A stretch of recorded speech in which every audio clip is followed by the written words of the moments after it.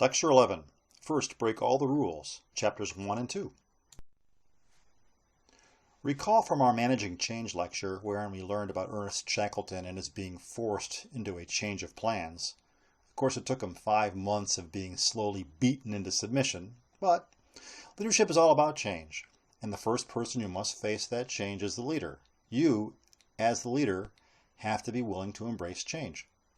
Now, Shackleton made mistakes, plenty of them, regarding his behavior, even after the Endurance was trapped.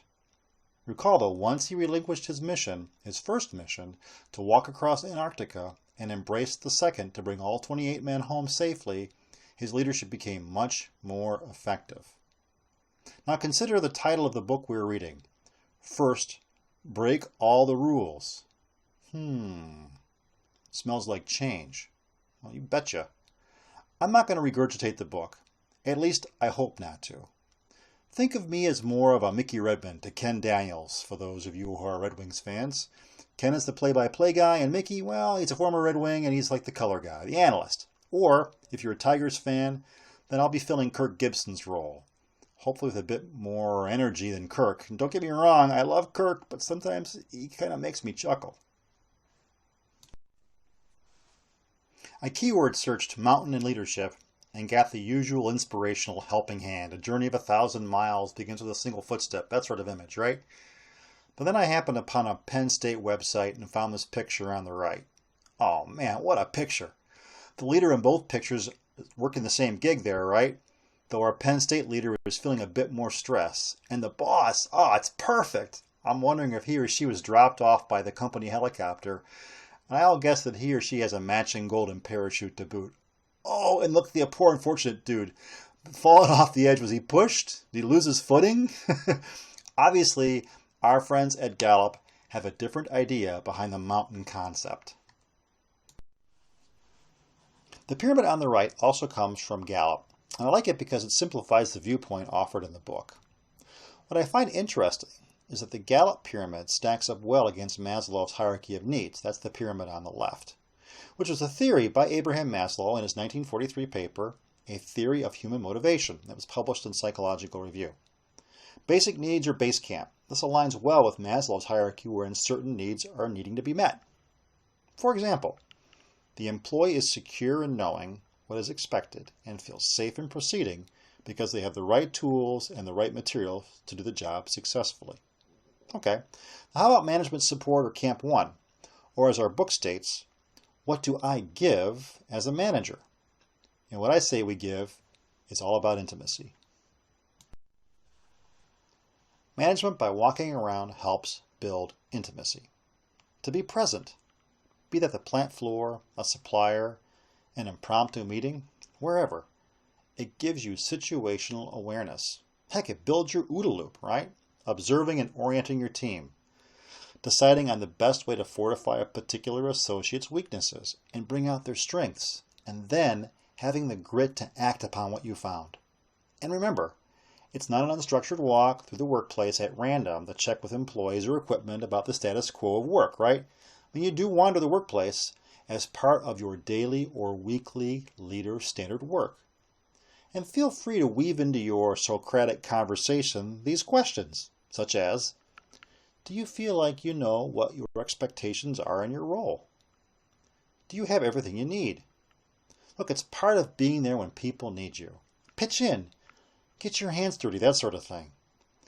This level of being there when someone needs you is a way of showing, through your actions, that you care for your employees. Next comes Camp 2, teamwork. And this links well to Maslow's esteem. Recall, esteem is that need that we all have to feel respected, a desire to be accepted, valued and appreciated by others, and I can add, on a team.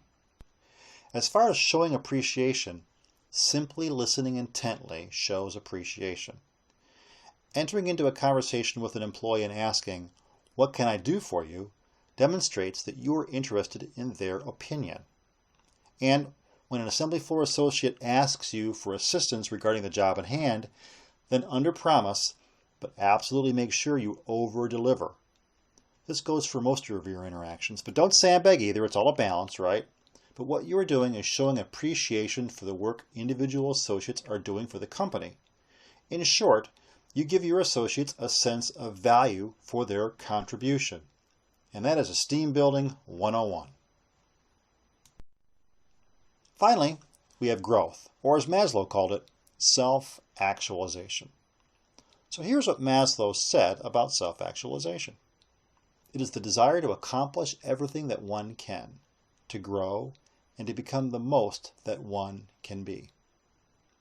My goal in this side-by-side comparison was not to say, nah, Maslow was here first. No, well, at least not exactly. But yes, Maslow was here first. And yeah, maybe we needed a reboot, and his hierarchy needed to have some raw data posted against it and some meta-analysis done. But honestly, Maslow was always a bit esoteric for me, and as a result, a bit unapproachable. The measuring stick of the Q12 puts succinctly in 12 questions what has been generally accepted as a sociological construct. And it makes the esoteric now concrete, actionable, and approachable for us all. In Chapter 2, one of the findings of the section, What Great Managers Know, is the following. It's these 4 points. First, people don't change that much. Second, don't waste time trying to put in what was left out. Third, try to draw out what was left in. And fourth, that is hard enough. Okay, now the book goes on to say that yes, great managers do not believe that everyone has unlimited potential. It's why they do not try and help people fix their weaknesses. It's why they insist on breaking the golden rule with every single employee and why they play favorites. Wow, man, this is some pretty revolutionary stuff. And yeah, it sure does break the rules, all right. The book's going to help us through this such that we can deftly apply the concepts without causing scorched earth in the process. But what I do want to do here is refer to our punctuated equilibrium graph back from Lecture 10. In particular, the blue region of change that we spoke about. Recall, organizations must change in response to changing environments or face extinction. Now hold on to this thought, and we're going to move on to our call to action. Okay, Lecture 11, call to action. Now, think about you and your life. Have you changed in the last 5 years? Have you changed in the last 10 years? What about now and your reasons for taking this class? I mean, are you here to simply punch your ticket? If so, that's fine. I'll punch your ticket for you. But my hope is that you're here for more. To learn, to grow, and to change. The first point on the slide previously roils me a bit, right? People do change. Births, deaths, marriages, divorce, lost jobs, new jobs. It's all change. And sure, some people don't wish to change ever. They are happy to follow the same routine, the same rabbit run, day in and day out. And something happens. Companies get sold. New boss, whatever.